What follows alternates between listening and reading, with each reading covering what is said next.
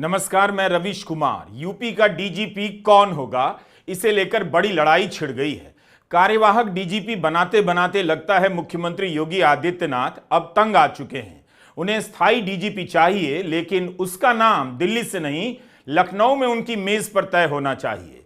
अगर डीजीपी की नियुक्ति के नए नियम के पीछे की राजनीति को मैंने जरा सा भी ठीक से समझा है तो बात यही लगती है। यह मामला केवल प्रशासनिक नियुक्ति का नहीं, बल्कि राजनीतिक नियंत्रण का है। कितने मुख्यमंत्री हैं बीजेपी के जिनके कंधे पर प्रधानमंत्री के हाथ रखने की ऐसी अत्याधुनिक तस्वीर सार्वजनिक जीवन में मौजूद है? यह सौभाग्य केवल योगी आदित्यनाथ को ही प्राप्त हुआ। मोदी बॉस हैं यह बताने के लिए ठीक है, लेकिन इसका मतलब यह नहीं कि योगी बॉस नहीं। लोकसभा चुनाव में यूपी जैसे बड़े राज्य के मुख्यमंत्री का फोटो पोस्टर पर नहीं था, केवल प्रधानमंत्री मोदी का ही था। काफी समय बीत जाने के बाद मोदी के साथ योगी भी अवतरित होने लग जाते हैं पोस्टर पर, तब जब अखिलेश यादव इसे मुद्दा बना देते हैं तो यूपी में देर होती है, मगर योगी आ ही जाते हैं। योगी ने डीजीपी की नियुक्ति का नियम क्यों बदला? क्या केंद्र से आने वाले नाम पर उन्हें भरोसा नहीं रहा? प्रधानमंत्री के ट्वीट को जब भी मुख्यमंत्री योगी आदित्यनाथ रीट्वीट करते हैं तब लगता है कि दोनों के बीच कितना मधुर संबंध है, लेकिन अब लग रहा है कि डीजीपी के रूप में कोई मोदी का आदमी योगी के सामने की मेज पर ना आ जाए, इसे लेकर योगी जी परेशान तो रहते हैं।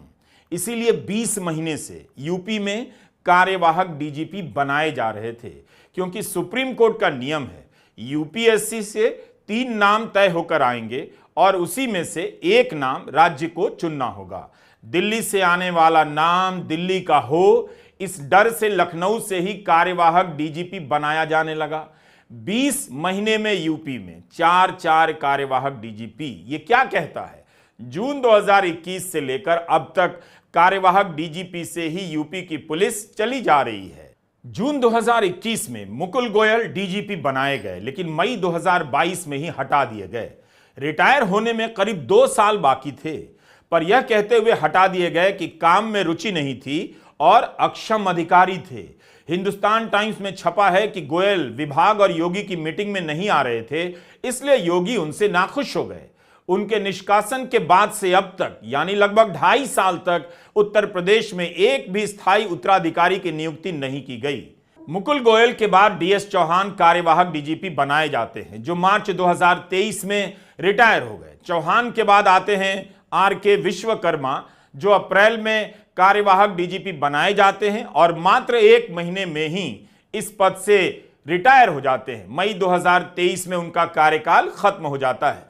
विश्वकर्मा के बाद आते हैं विजय कुमार, वे भी कार्यवाहक डीजीपी बनाए गए। कार्यवाहक डीजीपी की कड़ी में एक और नाम जुड़ा प्रशांत कुमार का, जो 31 जनवरी 2024 को कार्यवाहक डीजीपी बनाए जाते हैं। सुप्रीम कोर्ट ने स्पष्ट रूप से कहा है कि असाधारण परिस्थितियों को छोड़कर पुलिस प्रमुखों की कोई अस्थायी या तदर्थ नियुक्ति नहीं होनी चाहिए। तो यूपी में कौन सी ऐसी असाधारण परिस्थिति पैदा हो गई कि 20 महीने में लगातार चौथी बार कार्यवाहक डीजीपी नियुक्त किए गए?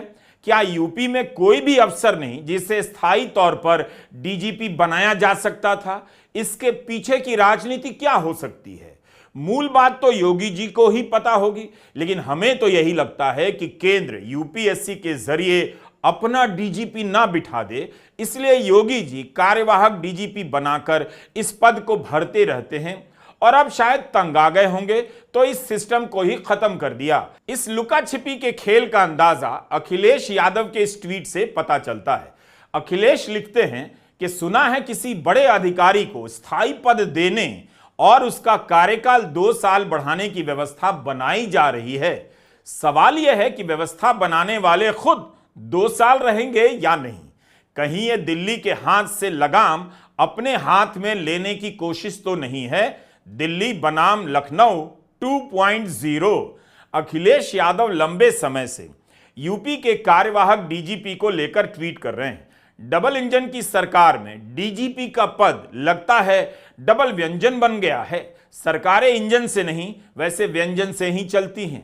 पुलिस यूपी की राजनीति का प्रमुख व्यंजन है, जो मुख्यमंत्री अपनी सत्ता की थाली में इस व्यंजन को ठीक से सजाता है, उसी का नियंत्रण माना जाता है। आखिर योगी भी कब तक कार्यवाहक डीजीपी बनाते रहते? कार्यवाहक बनाने का कार्यभार उन्होंने 4 नवंबर को खत्म कर दिया, उतार दिया अपने कंधे से। नियुक्ति नियम 2024 को योगी कैबिनेट ने मंजूरी देकर दिल्ली से आने जाने वाले नामों का सिलसिला खत्म कर दिया। अब इसे मोदी बनाम योगी के बीच वर्चस्व के पुराने किस्से को हवा तो मिल सकती है, मिलेगी भी, लेकिन जो हुआ है क्या उससे बेहतर पारदर्शिता इन नियुक्तियों में आ जाएगी? 80 सीटों वाला उत्तर प्रदेश, यहां की राजनीति में पुलिस के बिना कुछ भी मजा नहीं।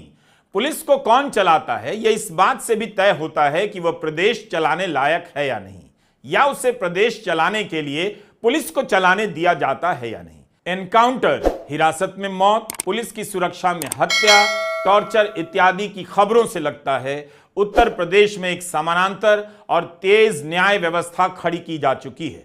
इन सब बातों की आलोचना से और छपने वाली खबरों से ना योगी सरकार को फर्क पड़ा, ना पुलिस के व्यवहार में कोई बदलाव आया।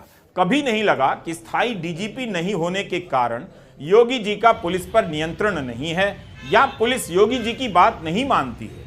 उनके प्रशासन और राजनीति दोनों का ही चेहरा पुलिस भी है, पुलिस ही है। तो अब यूपी की सरकार यूपीएससी को नामों की लिस्ट नहीं भेजेगी। सुप्रीम कोर्ट के 2006 के स्पष्ट आदेश हैं कि डीजीपी के पद पर स्थायी नियुक्तियां होनी चाहिए। यह पुलिस फोर्स में स्थायित्व के लिए बहुत जरूरी है। सुप्रीम कोर्ट ने अवमानना का नोटिस भेजा है कई राज्यों को, और यूपीएससी ने नियुक्ति के नियमों को सख्त बना दिया है।